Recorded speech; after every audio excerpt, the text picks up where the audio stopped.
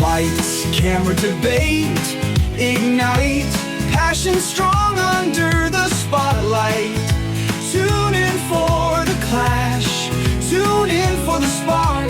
The critic and the cynic light up the dark.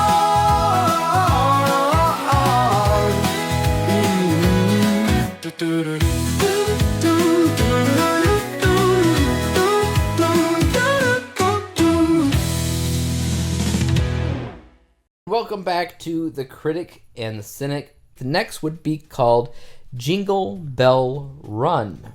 Another Hallmark film. This one came out November 16th. Oh, what is that? We have matching outfits. Okay, that's a problem. It's probably tracksuits. So what we're looking at is a guy and a girl in a running stance wearing identical outfits. Probably a track type of situation. I don't recognize him off bat. We got Ashley Williams. I do recognize that name. Andrew Walker, Jason Nash. I do recognize Ashley Williams. Isn't that the name of the actress that they kept talking about in the 5-year Christmas party? That she was iconic Hallmark? It could have been. Because that would be hilarious if that's the case. Because I swear it was an Ashley something. It might have been, but she's in a few things. She's definitely in a lot of Hallmark movies. She's in some... Well, yeah, that even makes more sense. They all are, though. All of them. There's not a single actor that we've watched on Hallmark that hasn't been in several. Oh, she's Victoria in How I Met Your Mother. That's where I know her from. Okay. She was one of the possible mothers in How I Met Your Mother. That is who they were talking about in that movie. They kept name-dropping her. Okay. I do think... if I remember correctly, in How I Met Your Mother, I do like her as an actress. But that was a while ago. Before she joined the cult of Hallmark. However, the tagline to this is Race to Romance. That's lame. Alliteration, I suppose, but other than that, it doesn't tell you anything. Let's read the premise here. Self-described bookworm Avery is paired with retired hockey star Wes to compete in a holiday race across America. The team struggles through themed challenges until romance runs its course. So this is another game, like Christmas Olympics, all right? Except it's just like one game, literally run across the world. It's an adventure. It sounds like The Amazing Race, really. Yeah. But Christmas, yay. You don't think it'll be any good? I actually like the poster, because if you think about what they did with the poster, it has them in between, from behind and in front of the lettering of run. They had to do a little bit of maneuvering to get that to work the way they wanted to.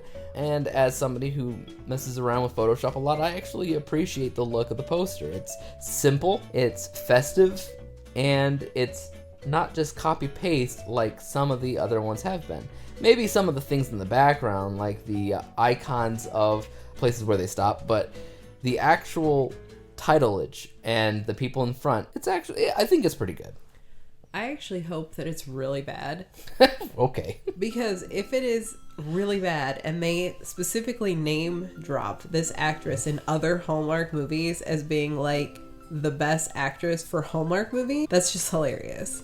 It would be hilarious. However, what did I say last week? I said, usually when it comes down to the scores that Track.tv gives it, we often fall in line with. And in this case, this has been rated higher than the ones we just talked about. It's rated 74% by 23 votes on Track.tv, which means if we fall in line like we have in the past, we're going to have an okay time with it. It's not always the case, but it could be. All right, Ashley Williams, let's see what you got. 2 hours later. All right, so to give a kind of quick recap of what you thought it was going to be, because you like to judge things off of covers, you did not like the cover, the poster, none of that. No, I did not. I assumed it was going to be pretty corny. I don't know, like what I said with it was that I liked the poster because of it, the simplicity of it, as well as some very slight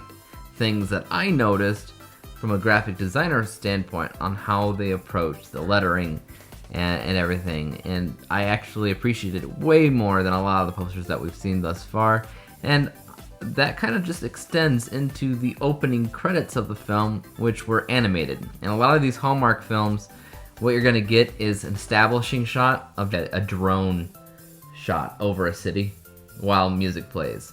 This was actually, like, they had some work that went into it a little bit. And you could tell, and you had mentioned that it didn't quite feel like Hallmark. No, it didn't. Yeah, I would say more like Netflix, really. Yeah. I wouldn't say like a full-blown studio theatrical film at all, but I would say Netflix for sure. A bigger studio at least. Yeah. And I don't know, I liked it quite a bit, personally. Yeah, I enjoyed this one. I think it had a lot of heart, which I was not expecting.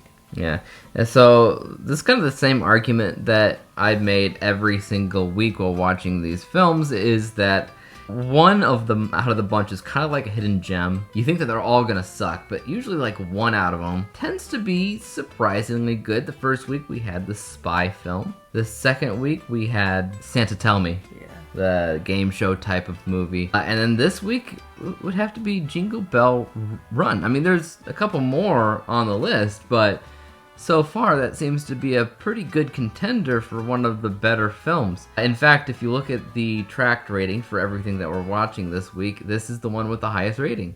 Everything else is in the 60th percentage ballpark.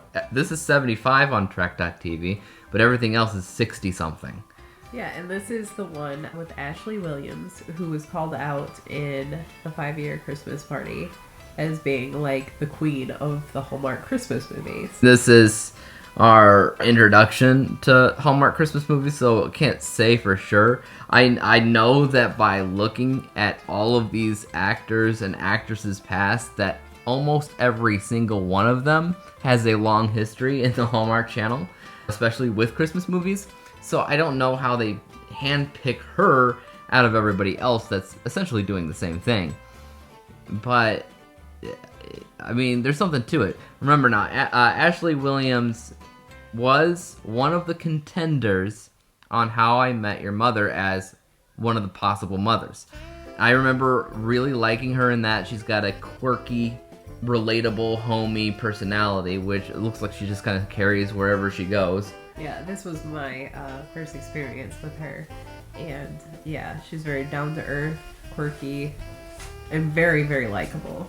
Yeah, it's like the modern Meg Ryan is what I said, but I mean Meg Ryan was way back 80s and 90s was when her popularity like ended. I like Katherine Heigl. Katherine Heigl, yeah, that too. I bet she has probably had a history in Hallmark Channel as well. I don't know. Yeah. I wouldn't be surprised. But in general, our plot, it revolved around, like we thought, The Amazing Race, more or less, just the Christmasized version of it. And I really didn't get a Christmas feel at all from this movie. No, well, I mean, it was like the very first film that we watched, so that was all about Christmas Olympics that somebody had in their own family house. It's like that, except just blown up to proportion for the whole country. I don't know about the whole world. They just they stuck in here. They stuck in the USA, yeah. But essentially, they had to do some riddles, figure out where to go next, and a lot of the games that they end up playing are very much related with the holidays. And so if you look at it that way, it is a Christmas movie. Yeah. But it is kind of hard to note these things because, yeah, the plot's not really Christmassy. Right, and you were so invested in the game and the contestants, that stuff just fell away anyway. Yeah, so they could be doing anything because you're more invested in the characters, and it is fun to see them crack these codes and find out where to go next, but any of them could have done any of that. Yeah. So, overall, I think that it was a pretty solid film. I think we've listed off plenty of positives for this. I don't think we need to do any list of 3 positives, but do you think it's unicorn worthy? I considered it. I can't click my unicorn anymore, so. I'm gonna save it. You're gonna save your unicorn. Okay, it's definitely not a crap, and it's definitely not a veto. So, what do you rank it? What do you rate it? I would say like 75. I was thinking 75 as well when I was watching it. So far, that means that the highest that we've rated is the spy movies in the first week, which we rated 80. but we did rate a couple of movies 75% as well. This, as well as the 5-Year Christmas Party. So that kind of gives you an idea of movies that we prefer along this list.